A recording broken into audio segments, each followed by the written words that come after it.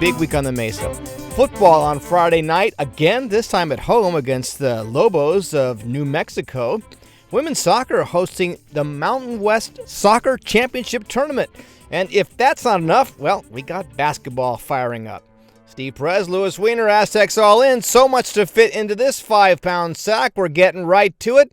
Louis will be along momentarily with hoops. But first off, Coach Sean Lewis and the players on the clunker last Friday night in Boise, or as Coach Lou called it, a good old American ass whipping. Got to hand to Coach Lou, appreciated man who does not try to tell you that the first part of that game was chicken salad. Obviously, the outcome on Friday, as we discussed, up there, not great. Sometimes part of this learning process, right? The growth and mastering skill and building the culture can be pretty messy, and sometimes that means getting punched in the face and taking a good old American ass whooping the way that we did there on Friday night. And I think at times, right, that's going to stimulate growth, and the guys have responded the right way through all of it, and really came back yesterday with the right mindset, leaned into the corrections, took confidence from some of the plays where we did some good things. Thought there was a good fight, good finish all the way through Friday night, which again is the resiliency and the character of this club. And I know we'll continue to fight and finish the season the right way. Nothing more important than how we handled our work this morning. Guys had an energetic and spirited practice, really leaned into a really good opponent, and need to flip the page and move forward to protecting our home turf on Friday night here at Snapdragon. Looking at the first half of that Boise State game, Lewis, it got out of hand fast. Aztecs unable to move the ball early. Boise State having its way. Multiple scoring drives, chalking up a pick six for good measure. 21-0 in the first quarter, 28-10 at the half, 56-24 final. Players getting over it, though, and getting on with the prep for New Mexico. Here's DB Bryce Phillips and tight end Michael Harrison on doing the quick look back and then on to the next game against the Lobos team that knows how to pile up the points. First off, we got to double down. Like the loss we took, we fought hard to the end, but like the next day, that Sunday, Saturday practice, we got to double down. We got to go even harder and go harder in practice and work on the small things that we didn't do in the game. I guess for me, just flush it. Obviously, we're going to watch the tape and, like what he said, learn from it right away. And try to minimize making the same mistake over and over again, which that's going to happen. So flush it and then move on and immediately just focus on how we're going to capitalize against our next opponent this weekend. About that next opponent, Lewis, similar overall records. Aztecs 3-5 overall, Lobos 3-6. Conference records 2-1 for the Aztecs, 2-3 for the Lobos. They are fresh off a trip to Laramie and on the losing end of a 49-45 shootout. Like the Aztecs, New Mexico has a first-year coach in Bronco Mendenhall, but Bronc has some background in the conference. Mendenhall's 57, served as a head coach at former Mountain West rival BYU for 11 years. That includes 4 years as an independent school. He ran Virginia's program and got him to a bowl game. The offense for the Lobos lives and dies with starting quarterback Devin Dampier, 5'10", 198, a sophomore who seems to have an extra gear once he gets loose, according to Coach Lewis. And Dampier individually, it's amazing on some of these long runs, the way that he's able to maintain full speed or even gain full speed while he's changing directions. It's almost like he's like rolling down a water slide at times, right? Like as momentum builds and he continues to roll and he hits a crease, like he's able to take it the distance. And the number of explosive touchdowns that they have generated, not only with Dampier, but with the other talent that they have. Again, we got to do a great job, winning the pre-snap cycle and making sure that our communication is elite, so we have our cleats in the ground, we're in a knee bend position, and we're ready to play as we go forward, and we play a really, really good opponent, again, that it can score from literally anywhere on the field. With the number of explosive touchdowns that they've generated on this year, they're putting points up in bunches now. He's got an extra gear. He's got that home run ability to be able to finish from anywhere. I think that is pretty special. The kid from Wazoo had that as well, but it's very similar in that regard to where you got to do a great job, maintaining where he's going to be and keeping a cage around him. Otherwise, he catches a crease. He's dynamic. Dampier leads the team in rushing with 775 yards, 93 carries, has 13 rushing touchdowns, averages 249 yards passing a game. He's a 58% passer with 2,243 yards total on 180 completions through 310 attempts. He has 10 touchdown passes on the season, but more interceptions with 12. Eli Sanders is the running back with the second most yards, 673 on 101 attempts. He gains 205 of that against the Cowboys, Lewis, and a total of 6 touchdowns on the season. But the Lobos have 3 other backs with substantial carries this season. None averages less than 4.8 yards a carry. Sanders part of a receiving core of 7 others who have double-digit receptions this year. They are led by Luke Wysong with 50 catches for 663 yards and a touchdown. Stack up both these teams statistically. Lobos score more points per game than the Aztecs, 34-22, but they give up 40 points per game on average compared to SDSU's 27. Phillips says the defense has to stop the Lobos' run game and make Dampier beat him with his arm. While the defense was stung last Friday night, the unit as a whole has some pride. You show up with the mindset to work and coming in with a great group of DBs, with a great group of linebackers. We got some transfers, but I feel like everybody's on the same page and we have good chemistry. And when everybody does things right and we communicate and we're on point, we're pretty good as a whole. Now, Coach Lewis says he hasn't used the R word, as in rebuilding, because there are seniors on the team and you play to win every game. As it stands now, they only have 4 scheduled games left, and he brought up the topic of bowl eligibility, which requires the Aztecs to win at least 3 of their final 4, starting with Friday night against the Lobos. While we are building something special, we're not just using this year as a throwaway at all, right? Like every single day, every single moment that we get to create extra time today that can build for, a postseason play and creating that bowl moment, that bowl opportunity to keep this team collectively together for as long as possible is critically important. And there's no doubt in my mind that there's any sort of wavering or disbelief in our process whatsoever. I mean, like to hear our guys champion our process, and again to be seated upright with their notebooks open, eager to take the lessons learned from Friday night, and then to lean into the opponent that we have this week, the scouting report, the keys and the tips to the game, so that we can go have good productive work the way that we did this morning. Those actions show me that we have the majority of the locker room and we have what we need to go be successful this week and into the future. Aztecs playing on their home Snapdragon turf. You'd think the Aztecs would have a leg up considering they played on that sandy, slippery track 2 weeks ago. Coach Lewis fielded quite a few questions on the Snapdragon turf, and after a while he told the media, "Hey, I'm a football coach.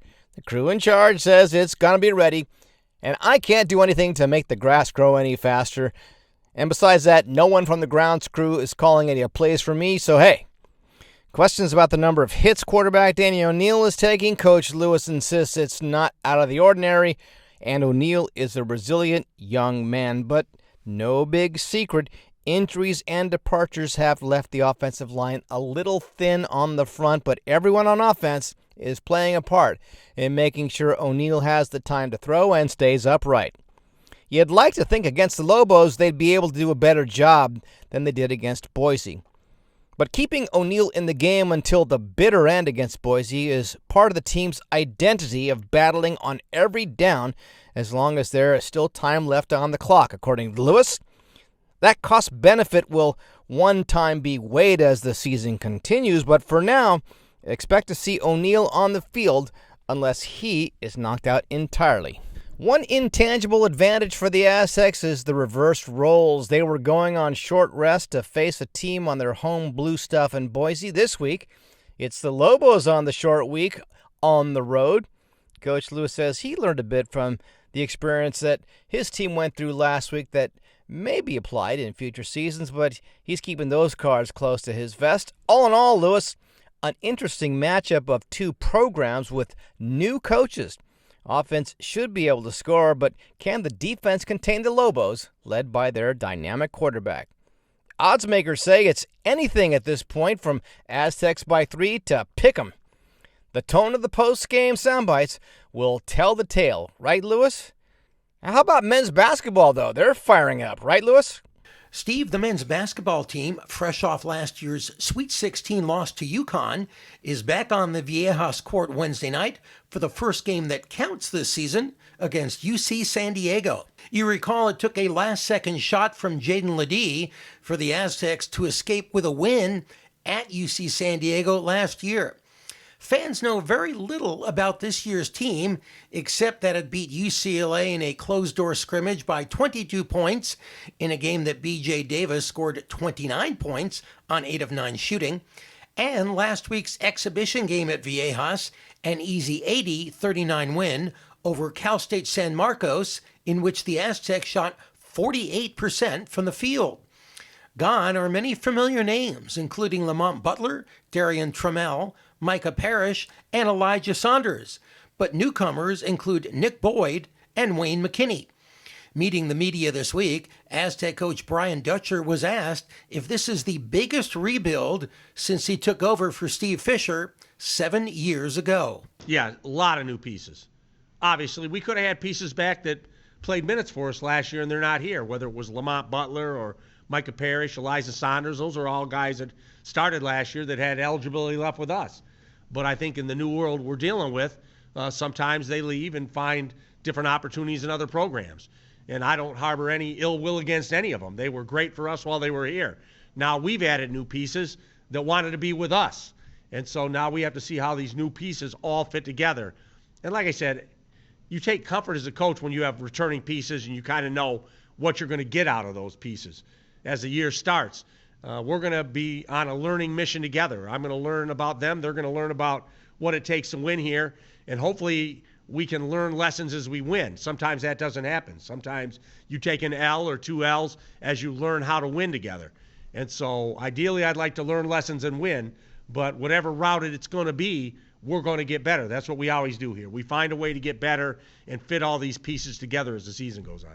Returnee sophomore Miles Byrd and Nick Boyd, who transferred in from Florida Atlantic, also met with the media, and they were asked about how long it might take this team to gel. I think it varies, like we got freshmen this year, but we also have a whole new team. So there's a learning curve for anybody that comes into SDSU defensively and just, how we carry ourselves as a unit. I was fortunate enough to where I'm coming in as a freshman, and in my position alone, there's a 6th year, a 5th year, and a 4th year. So I had ample older veterans on my team that could, lead by example, and we have vocal leaders on that team like Agueka Rope, who's now on our staff, Keyshawn Johnson. So for me, the learning curve was definitely there, but I got to kind of slow play my learning curve because I didn't play my freshman year. So I was able to just, take in as much information as possible my freshman year and try to apply it that next year. I mean, I think we gelled, in the offseason, just in terms of as a team, bonding. When it comes to the details of the game, I mean, there's going to be a lot of teams out there who've been together for a long, long time who, still got to clean up on the details. So in terms of gel, I think we gel, but it's about buy-in. And when we buy into the details and other thing, every single possession, every single night, every single practice, we could be a special group. And that could happen tomorrow or it could happen, a month from now. I mean, I hope it happens tomorrow and we keep building, but you don't want to gel, or not necessarily gel, but you don't want to hit your peak too early. You want to be playing good basketball in around March, so that's the goal. The UC San Diego Tritons are no pushovers. Last year, they won 21 games and went 15-5 in the Big West. And Coach Dutcher says they'll be good again this year. And both Byrd and Boyd says they'll be ready. We're excited to get the season started on Wednesday.